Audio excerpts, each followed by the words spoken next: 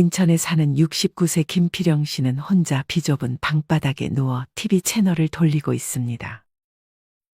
하지만 평소 즐겨보던 드라마나 예능 프로그램도 요새는 눈에 잘 들어오지 않았습니다.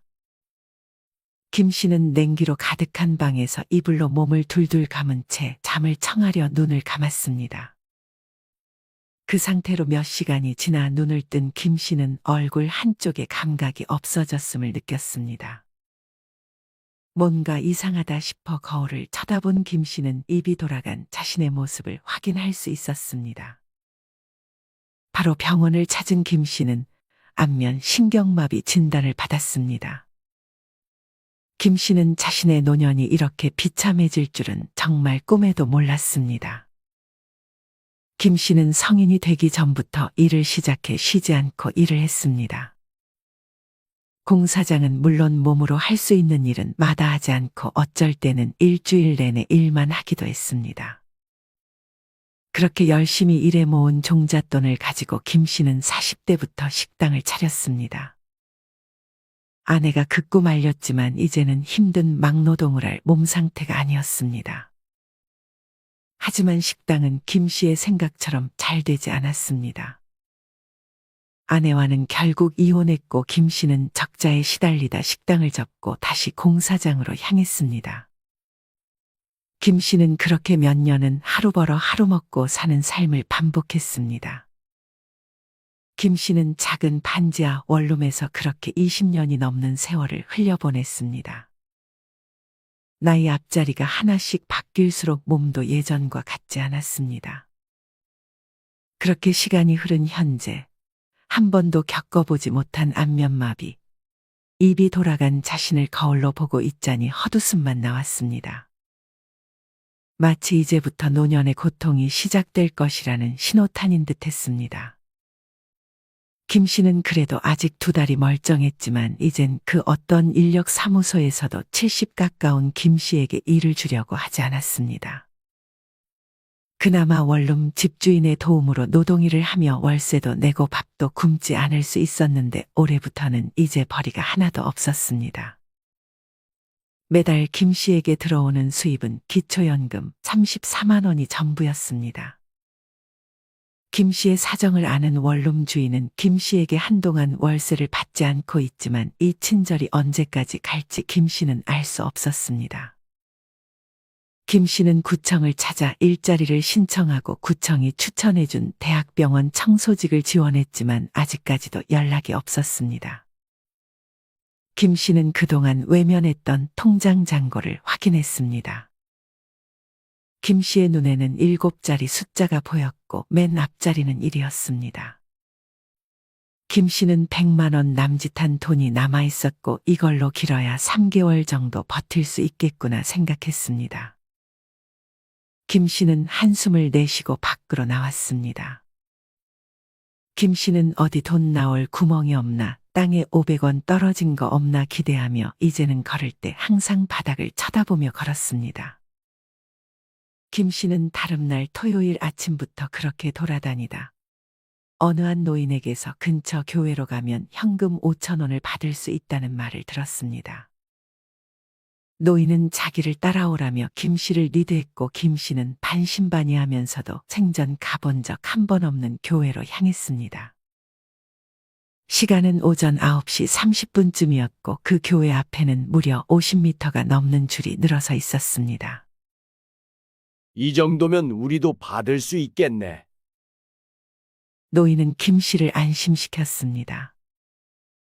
이 교회에서는 매주 토요일마다 예배에 참석한 65세 이상 노인 500명에게 선착순으로 현금 5천 원을 주고 있는 것 같았습니다. 이 소문이 퍼지자 근처의 김 씨와 비슷한 처지의 사람들은 토요일만 되면 이른 새벽부터 나와 줄을 섰습니다. 김 씨는 오른쪽 옆자리 노인에게 말을 걸었습니다. 들어보니 이 80대 노인은 오전 7시에 나와 경기 군포역에서 무료 지하철을 타고 수차례 환승을 거쳐 8시 30분에 교회에 도착했고 여기 모인 사람들 중에는 충남 아산과 경기 포천에서 오는 사람도 있다고 했습니다. 평소엔 김치에 밥만 먹는데 이거 받은 날에는 따끈한 국밥이나 국수 한 그릇 먹을 수 있어서 좋아. 김 씨는 그 말을 듣고 왠지 씁쓸했습니다. 김 씨는 이번엔 왼쪽 옆자리 할머니에게도 말을 걸었습니다. 80세 정도 된 이 할머니는 인천 지하철 1호선 작전역에서 내려 교회까지 1.4km나 걸어왔다고 했는데 아직도 숨이 찼는지 숨을 헐떡이고 있었습니다. 이 할머니는 이렇게 모은 돈으로 맛있는 거 사 먹지 않고 꼬박꼬박 모아놓고 있다고 했습니다. 자식한테 손을 벌리지 않으려는 할머니의 의지가 느껴졌습니다. 김 씨는 이후 매주 토요일마다 교회로 향했습니다. 하루는 늦잠을 자 뒤늦게 교회를 갔는데 이미 정원이 차 있어 김 씨는 다시 집으로 돌아가야 했습니다. 저기 부천에 있는 교회로 가보시오. 거기 가면 짜장면이라도 먹을 수 있을 거요. 빈손으로 돌아가려는 김 씨를 안쓰럽게 바라보던 어느 한 노인이 김 씨에게 부천에서 토요일 점심이면 짜장면을 공짜로 주는 교회가 있으니 그곳에 가보라고 했습니다.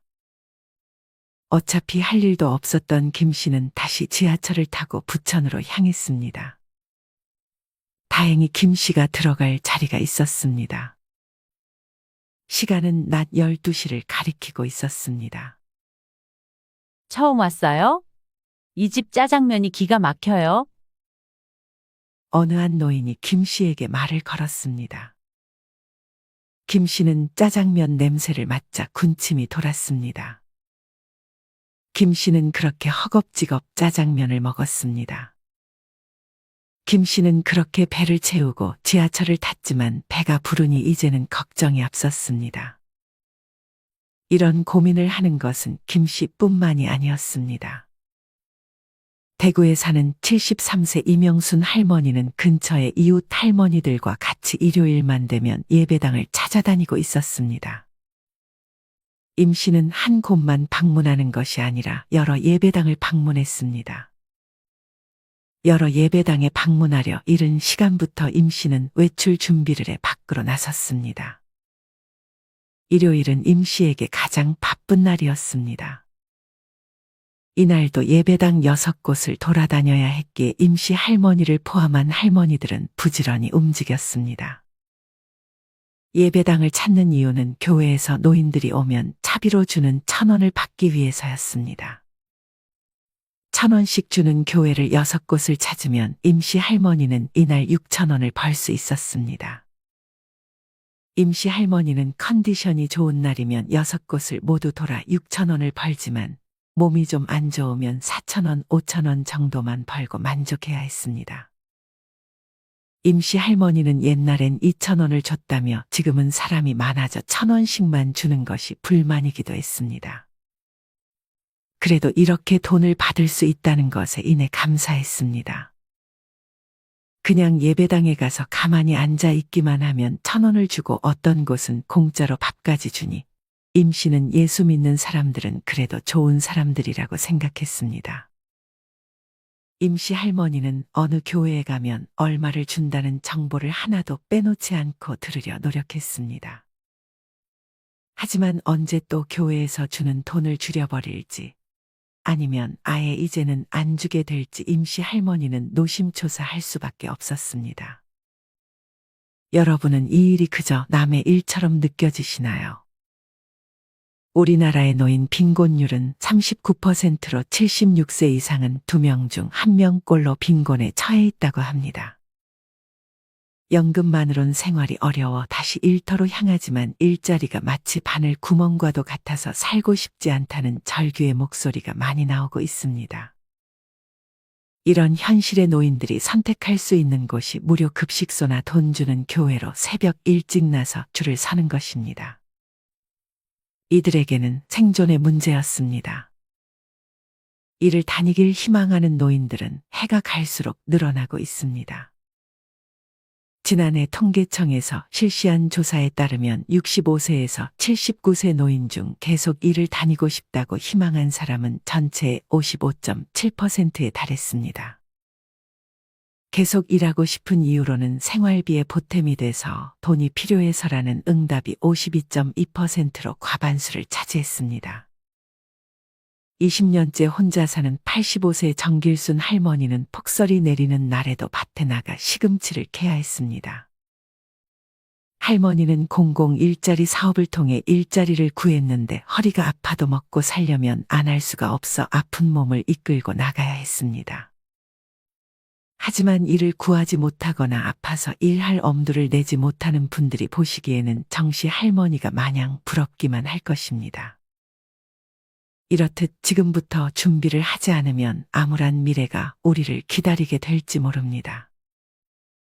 우리에게 닥칠 수도 있는 문제를 애써 외면하는 것보다는 건강과 돈을 비롯해 착실하게 우리는 우리의 미래를 하루라도 일찍 대비해야 할 것입니다.